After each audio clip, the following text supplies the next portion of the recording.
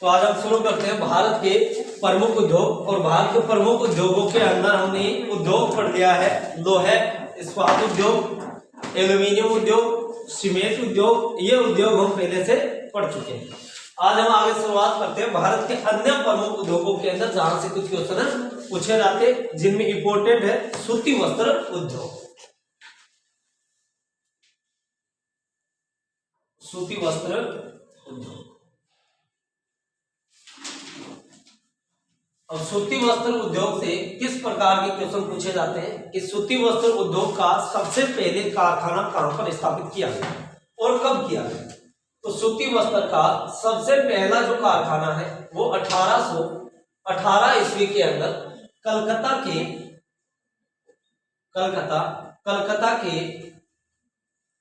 Fort Gloster में स्थापित किया गया था। कि भारत का पहला सूती वस्त्र उद्योग कारखाना कहां पर स्थापित किया गया, तो कलकत्ता के फोर्ट ग्लॉस्टर के अंदर स्थापित किया गया था। कब किया गया? 1818 ईस्वी के अंदर। किंतु ये जो कारखाना है ये असफल रहा था। कि भारत का पहला जो कारखाना कलकत्ता के अंदर स्थापित किया गया वो असफल रहा था। स्थापित कब किया था? 1818 के। तो फिर हम बात करते हैं भारत के सफल सूती वस्त्र कारखाना कौन सा था। तो भारत के सफल सूती वस्त्र कारखाने की स्थापना 1854 ईस्वी के अंदर की गई। कहां पर की गई? तो मुंबई के अंदर की। भारत के प्रथम सफल सूती वस्त्र उद्योग कारखाने की स्थापना कब की गई? 1854। कहां पर की गई? मुंबई में की गई। और किसने की थी? तो कवासी डावर ने की थी। कवासी डावर ने मुंबई के अंदर सूती वस्त्र उद्योग की स्थापना की थी। और यह भारत का पहला सफल उद्योग कारखाना है। कि भारत का पहला सफल उद्योग कारखाना कौन सा है? तो मुंबई के अंदर कवासी डावर के द्वारा स्थापित किया गया सूती वस्त्र उद्योग कारखाना 1854 ईस्वी के अंदर। और यह पहला सफल सूती वस्त्र उद्योग कारखाना था। इसीलिए ध्यान रखना, मुंबई को भारत के सूती वस्त्र की राजधानी कहते हैं। सूती वस्त्र की राजधानी। क्वेश्चन आ जाए कि भारत में सूती वस्त्र की राजधानी किसे कहते हैं, तो आंसर करेंगे मुंबई। कि मुंबई को सूती वस्त्र की राजधानी कहते हैं। क्वेश्चन ऐसा आ जाए कि उत्तरी भारत का मैनचेस्टर किसे कहते हैं। उत्तरी भारत का मैनचेस्टर। उत्तरी भारत का मैनचेस्टर कहते हैं कानपुर। ये कानपुर को क्या कहते हैं? उत्तरी भारत का मैनचेस्टर कहते हैं। और कानपुर के अंदर से यहां से क्वेश्चन और पूछ लिया जाता है, वेरी इंपॉर्टेंट क्वेश्चन है, ध्यान रखना। क्वेश्चन ऐसा पूछ लिया गया कि भारत के अंदर आधुनिक तकनीकी पर उन्नी वस्त्रों का पहला कारखाना कहां पर स्थापित किया गया। अगर उन्नी वस्त्र आ जाए तो ध्यान रखना, भारत के अंदर सबसे पहले आधुनिक तकनीकी पर आधारित उन्नी वस्त्र कारखाना जो है कहां पर स्थापित किया गया? कानपुर के अंदर। और उस कारखाने का नाम क्या था? तो ध्यान रखना, लाल इमली। ये सूती वस्त्र का उन्नी वस्त्र कारखाना। उन्नी वस्त्र कारखाना। और डायरेक्ट ऐसा पूछे कि सूती वस्त्र जो कारखाना था वो कहां पर स्थापित हुआ सफल? तो मुंबई के अंदर। और उन्नी वस्त्र अगर आ जाए पहला भारत का, तो ध्यान रख लेना कानपुर के अंदर। और कानपुर को क्या कहते हैं? उत्तरी भारत का मैनचेस्टर कहते हैं। नेक्स्ट है कि दक्षिणी भारत का मैनचेस्टर किसे कहते हैं। तो दक्षिणी भारत का मैनचेस्टर कहते हैं कोयम्बटूर। कोयम्बटूर को दक्षिण भारत का मैनचेस्टर कहते हैं। जबकि अहमदाबाद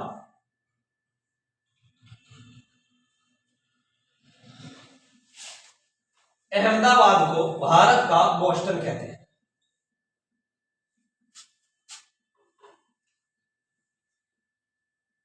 क्वेश्चन है भारत का बोस्टन किसे कहते हैं? अहमदाबाद को कहते हैं। तो सूती वस्त्र से संबंधित आज से इतने ही क्वेश्चन पूछे जाएंगे। भारत का पहला कारखाना कहां स्थापित हुआ? तो कलकत्ता के अंदर, जो असफल रहा था। भारत का सफल पहला कारखाना कहां पर था? सूती वस्त्रों का, तो मुंबई के अंदर। उन्नी वस्त्र का अगर पूछे तो कानपुर के अंदर। और मुंबई को भारत के सूती वस्त्र की राजधानी कहते हैं। उत्तरी भारत का मैनचेस्टर किसे कहते हैं? कानपुर को कहते हैं। दक्षिण भारत का मैनचेस्टर किसे कहते हैं? कोयम्बटूर को कहते हैं। और अहमदाबाद को भारत के क्या कहते हैं? तो बोस्टन कहते हैं। तो ये क्वेश्चन पूछे जाएंगे आपके सूती वस्त्र उद्योग से संबंधित।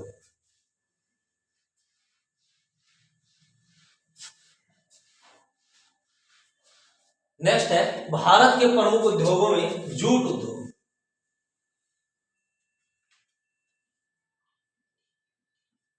या नाम आ जाए पटसन उद्योग। जूट उद्योग या पटसन उद्योग। तो जूट उद्योग की भारत के अंदर सबसे पहले स्थापना कहां पर की गई? तो भारत के अंदर ध्यान रखना, जूट उद्योग की सबसे पहले स्थापना कलकत्ता के अंदर। जूट उद्योग कारखाने की सबसे पहले स्थापना कहां पर हुई? कलकत्ता में। कलकत्ता के अंदर भी कहां पर? तो रिसरा के अंदर। कलकत्ता के रिसरा के अंदर भारत के पहले जूट उद्योग या पटसन उद्योग की स्थापना की गई। कब की गई? तो 1855 ईस्वी। 1855 ईस्वी के अंदर कलकत्ता के नजदीक रिसरा के अंदर पटसन उद्योग की स्थापना की गई। जब भारत का विभाजन हुआ, और भारत का जब विभाजन हुआ तो जो पूर्वी पाकिस्तान है, जिसे हम वर्तमान में बांग्लादेश कहते हैं, तो भारत के विभाजन पर जितनी भी जूट मिलें थी वो भारत के अंदर रह गई, जबकि जूट का जो उत्पादन था उसका 3/4 भाग बांग्लादेश के अंदर रह गया था। तो ये ध्यान रखना कि भारत के विभाजन पर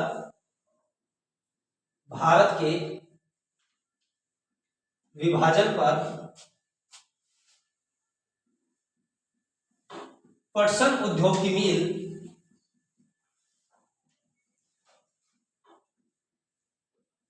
भारत में रह गई, जबकि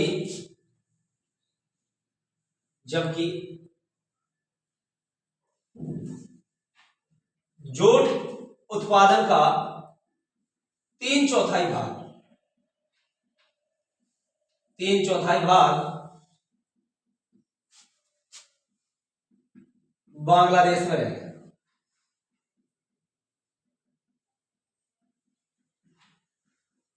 तो यानी कि जब भारत का विभाजन हुआ तो जूट या पटसन उद्योग की जो मिलें हैं वो तो भारत के अंदर रह गई, जबकि इसके उत्पादन का जो क्षेत्र था उसका 3/4 भाग बांग्लादेश के अंदर रह गया, या हम कह सकते हैं पूर्वी पाकिस्तान, या ऐसे वर्तमान के अंदर हम क्या कहते हैं? बांग्लादेश। एक क्वेश्चन ये पूछ लिया जाता है, अंतरराष्ट्रीय जूट संगठन का मुख्यालय कहां पर है? तो ध्यान रखना कि भाई सर्वाधिक जूट उत्पादन किस देश में रह गया था? बांग्लादेश के अंदर। तो क्वेश्चन पूछ लिया जाए कि अंतरराष्ट्रीय जूट संगठन का मुख्यालय, तो ये ध्यान रखना ढाका के अंदर। ढाका बांग्लादेश की राजधानी है। तो अंतरराष्ट्रीय जूट संगठन का मुख्यालय कहां पर है? तो ढाका में। तो जूट संबंधित आपसे यही क्वेश्चन पूछा जाएगा। एक डायरेक्टली ऐसा क्वेश्चन पूछ लिया जाए कि भारत के विभाजन होने पर सर्वाधिक प्रभाव किस उद्योग को हुआ था? तो सर्वाधिक प्रभाव उद्योग कौन से को पड़ा था? तो जूट उद्योग को पड़ा था जब भारत का विभाजन हुआ था। ये ध्यान रखना।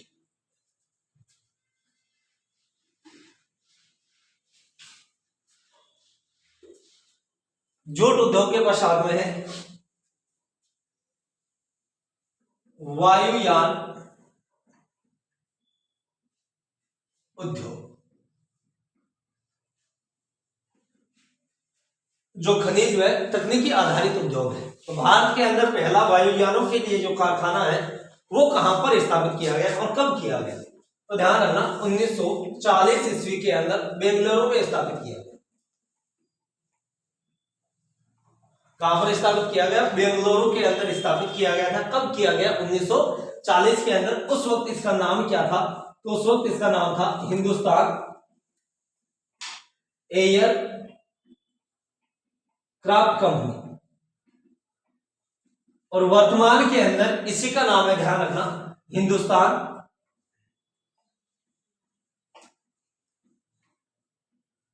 Aeronautics limited. जैसे वर्तमान के अंदर HAL के नाम से जाना जाता है कि वायुयान जो उद्योग है वो भारत के अंदर सबसे पहले कहां पर स्थापित किया गया? बेंगलुरु के अंदर। कब किया गया? 1940 ईस्वी में।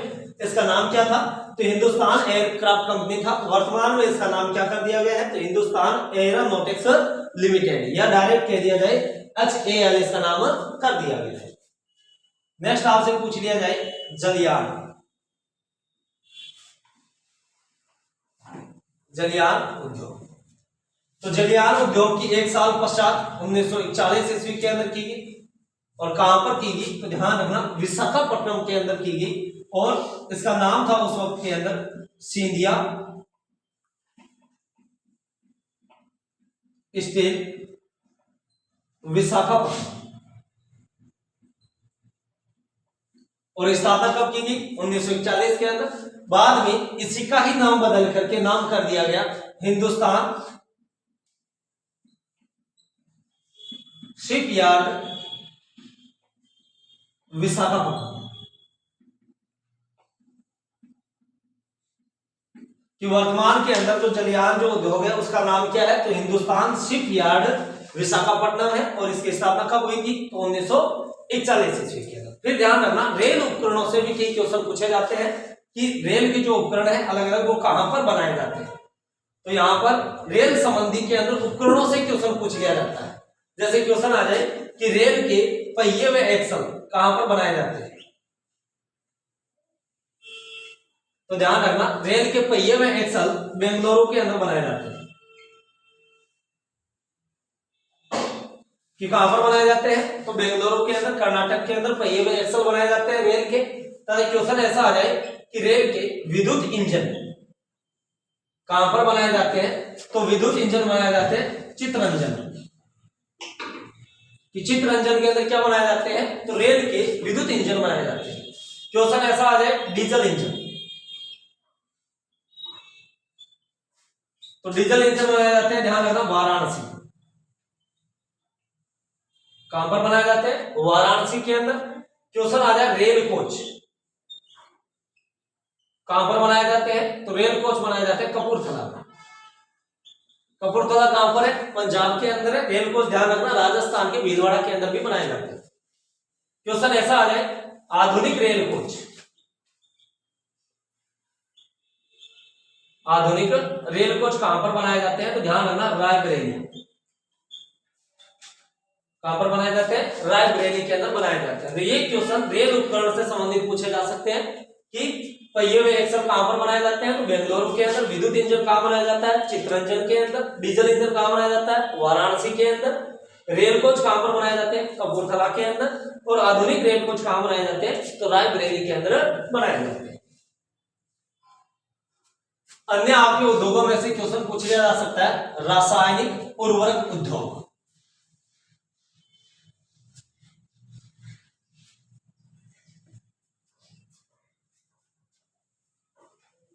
रासायनिक उर्वरक उद्योग। तो रासायनिक उर्वरक उद्योग की स्थापना कब हुई? 1906 ईस्वी के अंदर। और 1906 ईस्वी के अंदर रासायनिक उर्वरक उद्योग की स्थापना कहां पर की गई? तो ध्यान रखना, तमिलनाडु। तमिलनाडु के रानीपेट।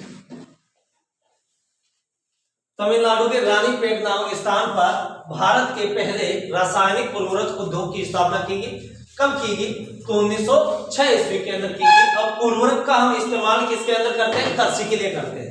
जैसे हमारा क्या बढ़ता है? पेट बढ़ता है। क्या बढ़ता है? पेट बढ़ता है। तो पेट से याद आ जाएगा क्या? रानीपेट। की रासायनिक उर्वरक उद्योग की जो स्थापना है भारत के अंदर सबसे पहले कहां पर की गई? रानीपेट के अंदर की गई। कब की गई थी? तो 1906 के अंदर। अब सन कैसे याद रखेंगे 6 के लिए? तो रानीपेट के लिए याद ऐसा रख लेना कि भाई जब हम खाना खाते हैं तो पेट कब तक नहीं भरता? जब तक 6 रोटी नहीं खा जाते हैं। कितनी रोटी नहीं खा जाते? 6 रोटी नहीं खा जाते। तो 1906 के अंदर रासायनिक उर्वरक उद्योग की स्थापना हुई तमिलनाडु के रानीपेट नामक स्थान। फिर क्वेश्चन आ जाए चीनी उद्योग का। चीनी उद्योग यह भी एक क्या कृषि आधारित उद्योग है। गन्ने जो कच्चा माल होता है जिससे चीनी का उपयोग किया जाता है, चीनी बनाई जाती है। तो चीनी उद्योग जो है वो सबसे पहले चीनी की मिल कहां पर स्थापित की गई और कब की गई? तो 1903 ईस्वी के अंदर भारत के अंदर पहली चीनी मिल स्थापित की गई। और कहां पर की गई? बिहार के अंदर। बिहार में स्थापित की गई, जो क्या रही थी? असफल रही थी। क्या रही थी? ऐसा, सॉरी यह सफल नहीं, कि सफल ही रही थी कि भारत के अंदर चीनी उद्योग जो है वो स्थापित कब किया गया? 1903 के अंदर चीनी मिल स्थापित की गई। कहां पर की गई थी? तो बिहार के अंदर स्थापित की गई थी। नेक्स्ट क्वेश्चन आ जाए आपके चमड़ा उद्योग का। तो चमड़ा उद्योग से आपसे कुछ क्वेश्चन ये पूछा जाएगा कि भारत के अंदर प्रमुख चमड़ा उद्योग का केंद्र कौन सा है? तो भारत के अंदर ध्यान रखना प्रमुख चमड़ा उद्योग का केंद्र है कानपुर, और कानपुर के ध्यान रखना चमड़ा के जूते प्रसिद्ध है। चमड़ा के जूते के लिए प्रसिद्ध कौन सा स्थान है? तो कानपुर है, और कानपुर ही भारत के क्या है? प्रमुख चमड़ा उद्योग केंद्र है। अन्य अगर स्थान पूछ ले कि कानपुर के अलावा और कौन से हैं, तो कानपुर के अलावा ध्यान रखना मुंबई, कलकत्ता, पटना, बेंगलुरु, ये स्थान ध्यान रखना चमड़ा उद्योग के लिए प्रमुख केंद्र माने जाते हैं। जबकि इन सभी में प्रमुख कौन सा है? तो कानपुर है, और यहाँ के चमड़ा के जूते क्या है? प्रसिद्ध है। नेक्स्ट है ध्यान रखना रेशम उद्योग।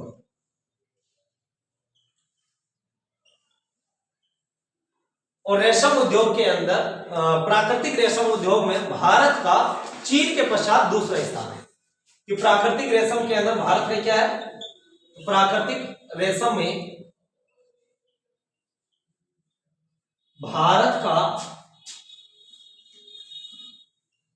चीन के पश्चात दूसरा स्थान है।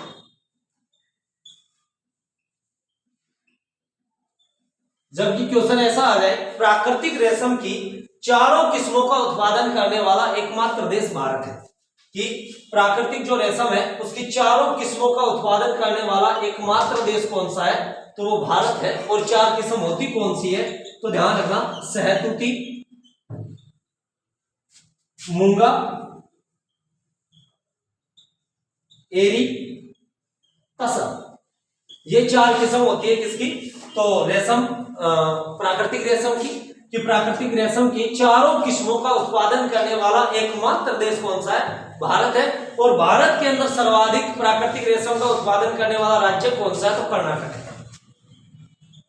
कौन सा राज्य है? कर्नाटक। कर्नाटक अकेला भारत का 41% प्राकृतिक रेशम का उत्पादन करता है, और भारत स्वयं इन चारों किस्मों का उत्पादन करने वाला एकमात्र देश है भारत। एक क्वेश्चन और ध्यान रखना, जूट से संबंधित क्वेश्चन पूछ लिया जाता है, वो आप अभी नोट कर लेना कि सोने का रेशा या गोल्डन फाइबर के नाम, गोल्ड फाइबर के नाम से किसे जाना जाता है? तो जूट को जाना जाता है। ध्यान, जूट को सोने का रेशा कहते हैं, सोने का रेशा। तो ये सब सारे आपके उद्योग से संबंधित क्वेश्चन पूछे जाते हैं, जहां से ऑब्जेक्टिव डायरेक्ट क्वेश्चन पूछ लिया जाता है कि कौन सा कारखाना कहां पर स्थापित हुआ, कब स्थापित किया गया।